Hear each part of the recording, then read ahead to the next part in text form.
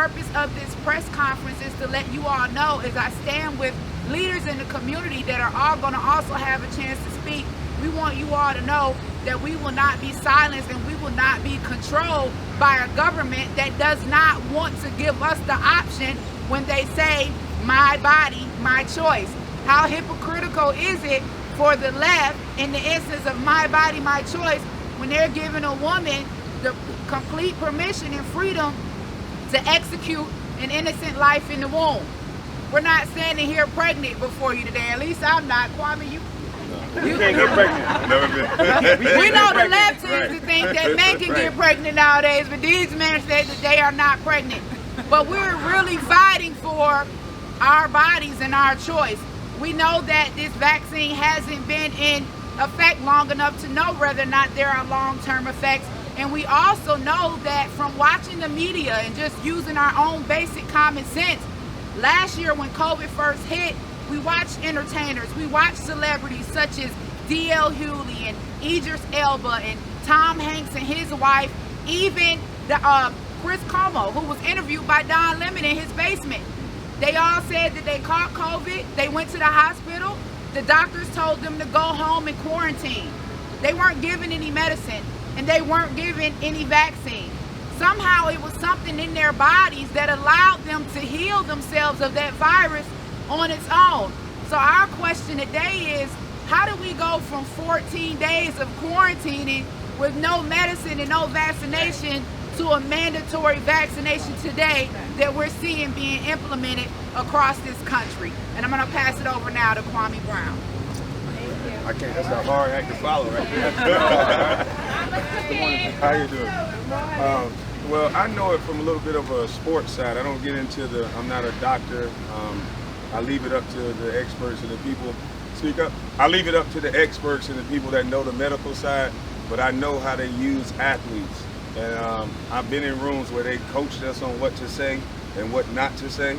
And so that's why my podcast, so many people watch it, because most of it is true. Like I make up a little jokes, but where's Tom Brady's opinion on the vax? We have LeBron James. Where's Tom Brady? Where's Ben Roethlisberger? Where's all these white men that's, you know, just as known as LeBron? Why haven't they spoken up about it? It's always us. It's always we always have to look up to the celebrity and they tell us what to do. And that's what they use our celebrities to do, control the minds of the people who like them. And that's my point. Thank you. Now we're going to hear from community leader here in New York doing some awesome work, Joe Rose. Yes. Good morning, everyone. I want to thank Angela and the American King Foundation for giving me this opportunity to be part of this event. Okay, I work for the school system, and basically Friday was my last day. I received an email saying that I cannot go inside the school building at all because I did not get vaccinated.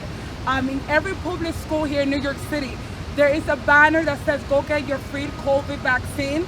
I think that the school system should not have to be mixed up with politicians or the pharmaceutical industry at all, because it should be up to the parent. It seems now that the state has the hold of the parent of the children, and that the parents are no longer responsible for their own child. And I feel like we're getting into a very dangerous path, because if you don't have the right to what you put in your body, and if you as the parent cannot make the informed decision for your own children, then I feel like we're no longer free, and then the state owns your child, right? And we're giving the children fear every day. When I started working in September 13th, it was the first day of school. Everything was COVID, COVID, COVID, COVID. It is a whole psychological operation. When you put fear in the masses, you can easily control them. Okay? We need to have two sides of the conversation, not one-sided science.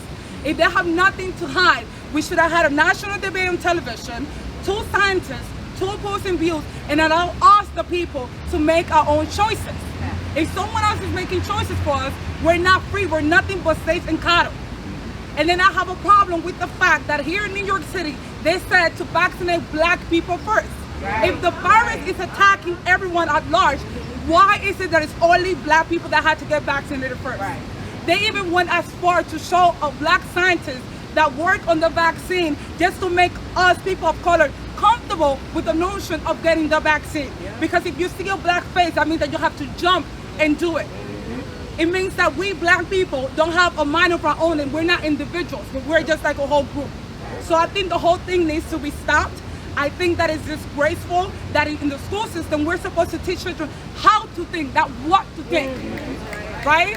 And as an educator, I do feel a type of way. I feel that I was disposed during the whole pandemic. I worked for them, and I also had to call children that were suicidal because not one person, not in City Hall, not one of the top people want to talk about the mental distress and the effects of the lockdowns.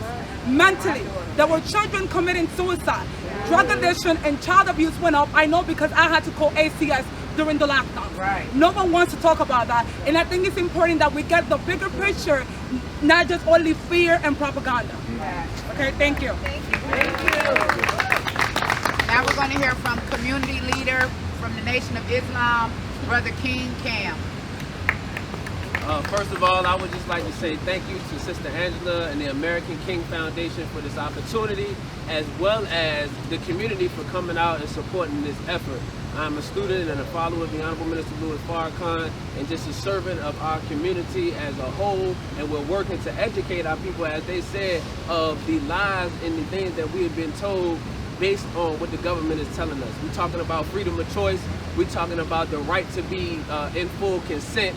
We're talking about having the ability to make our own choices and stand up as a community. So what you're seeing with these events and these press conferences we are asking on the people to stand up and take back your rights and your liberties and your freedoms, and tell that the government that we have a right to govern ourselves. We have a right to make a choice. We have a right not to be lied to. And as Malcolm X said, we've been bamboozled, we've been led astray, run them up. We've had all of those different things happen to us, and now the people are waking up. And because you have an opposing view, because you have the ability to research and have the science in front of you, now you're being censored. Now you're being taken down off of the social media channels. They're only putting their doctors, their scientists, their chemists, their epidemiologists on these media platforms because we're at war for the minds of our people. So what you're seeing now is the community and the people have to stand up and fight back against those who are looking to take control of our lives. So it's important that we reach into ourselves. We understand that we all have gifts and talents that are necessary for community development. We all know that we've been taught that it takes a village to raise children, to raise a community. So we really have to get back to those roots. Oftentimes we have leaned on the government for their assistance. We leaned on them to put food on our table, clothes on our back, provide a job for us, provide an education for our children. But we know that the mothers are the first teachers of the children. We know that we have the ability to take care of ourselves if necessary, but now it's a time for us to get uncomfortable and to get comfortable with being uncomfortable. Some of us are not going to be able to work in the school system, but that doesn't stop you from being a teacher. Some of us are not able to work in the hospitals, but that doesn't stop you from being a nurse and being a doctor. The Most Honorable Elijah Muhammad said we can have a university under a tree because it's not about the building, but it's about the knowledge that's being shared. So it's important that the community come out and continue to support these events, these press conferences, the American King Foundation, and anybody that's speaking truth to power. Thank you.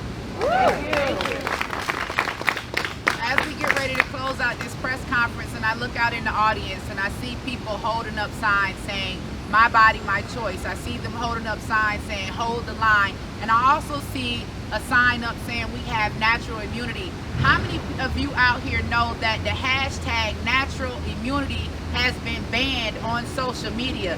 So we know that there is a reason, there has to be a reason why they don't want us to get the truth. When I grew up as a young girl, my father wasn't one who was big on medicine. You catch a cold, go drink some tea, go lay down, take a nap, something like that. He always taught me that my body was already designed to fight off certain viruses. So I don't think that anyone should have complete and total control over us, over our children, over our decisions, and over our daily lives. While up here in New York, let me just share a quick experience before we leave. I took my entire team out to dinner because I wanted to celebrate the success from the event that we had on Saturday. Brooklyn showed up and showed out. It was so awesome. We went to dinner. We went to Ocean Prime. We weren't allowed inside. We had to dine outside. That's fine. It was a lovely night. We went along with it. After paying a tab of nearly $500, one of my employees needed to use the bathroom, and she was denied entry because she did not have a slave card. I want to make something absolutely clear to you. Back in the day when they had segregation and when they had separation, they said it was because of our skin color. But I want you to know that it was actually because they looked at us as if we were dirty. You had the clean and the unclean, and today you have the vaccinated and the unvaccinated. And the truth is this: people that have been vaccinated are still catching COVID. Why aren't they losing their jobs? Why aren't they being banned from these restaurants and these places of businesses?